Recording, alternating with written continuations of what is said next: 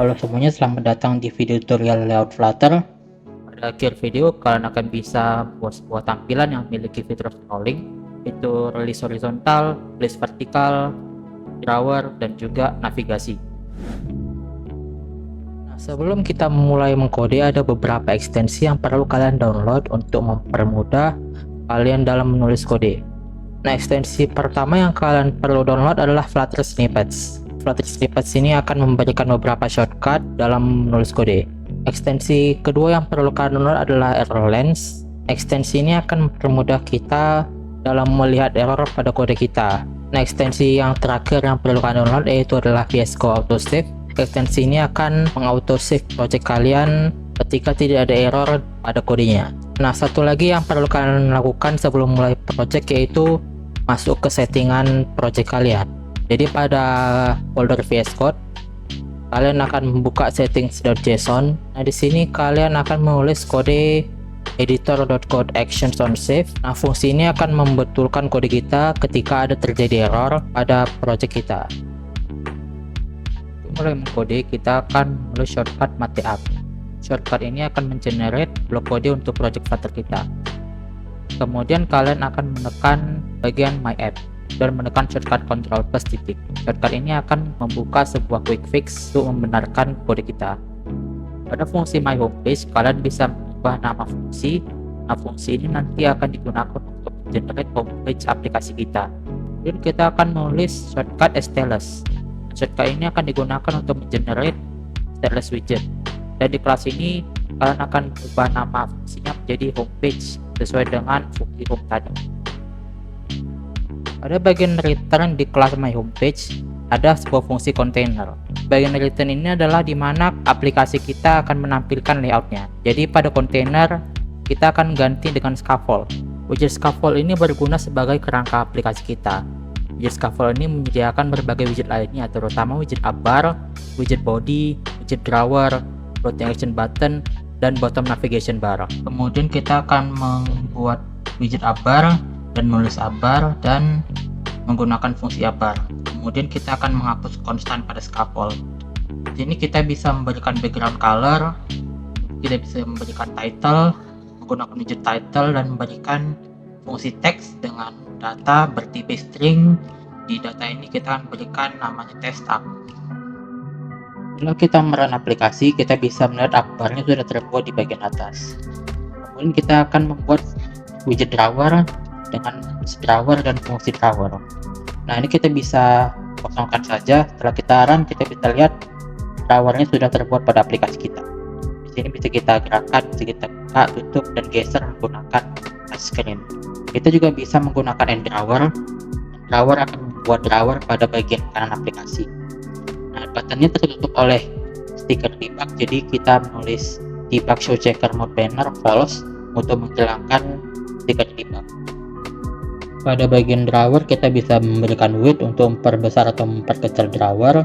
Kita juga bisa memberikan background color untuk memberikan drawernya warna. Kemudian ada widget floating action button dengan fungsi floating action button, dan pada on press kita akan tulis null. Widget ini akan membuat button yang tidak ikut terscroll oleh layar. Kemudian kita bisa memberikan button ini sebuah icon dengan menggunakan widget child dan fungsi icon. Kemudian kita tulis icons dot dan icon yang ingin kita gunakan, contohnya home. Untuk membuat navbar kita menggunakan widget bottom navigation bar dan fungsi bottom navigation bar. Untuk itemsnya di sini kita memerlukan sebuah array, jadi kita menggunakan kurung siku. Kemudian kita tulis bottom navigation bar item dengan icon yang ingin kita gunakan dan labelnya. Sini kita tulis icon person dan label user. Nah, pada bottom navigation bar item sini tidak bisa menerima hanya satu item, jadi kita harus membuat minimal 2 item di dalamnya. Kemudian kembali ke floating action button, kita bisa mengubah lokasi floating action button dengan floating action button location dan fungsi floating action button location dot tata letak lokasinya seperti center dock, center float, dan lain-lain. Di sini kita akan membuat body aplikasi kita menggunakan widget body, kita akan berikan fungsi container. Container ini mirip seperti div pada HTML. Kita bisa berikan warna kontainernya dengan fungsi colors. Kita bisa memberikan kelebaran dan ketinggian kontainer dengan width dan height. Kita juga bisa memberikan isi kontainer dengan menggunakan child dan isinya. Di sini kita menggunakan isi fungsi text dengan berisi text container. Kita juga bisa memberikan padding pada kontainernya. Untuk menggunakan padding, kita menggunakan fungsi edge inset. Kita juga bisa menggunakan margin di edge inset. Kita bisa memberikan margin pada kontainer. Kemudian kita bisa mengubah lokasi isi kontainer dengan menggunakan alignment dan fungsi alignment dot seperti bottom center ataupun center. Jika kita ingin mengubah lokasi kontainer sendiri, kita menerapnya dengan widget align dan kita memberikan fungsi alignment. Di align tadi kita bisa mengubahnya menjadi center, bottom center, dan lain-lain. Pada Flutter kita tidak bisa menggunakan dua buah body pada satu scaffold.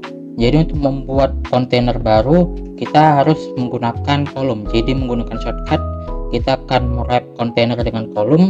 Jadi kolom ini mungkin kita membuat kontainer berbeda secara vertikal. Kita memberikan margin agar kita bisa lihat jaraknya, dan kita akan copy paste kontainer ini 3 kali. Setelah terbuat, kolom ini akan buat 3 buah kontainer.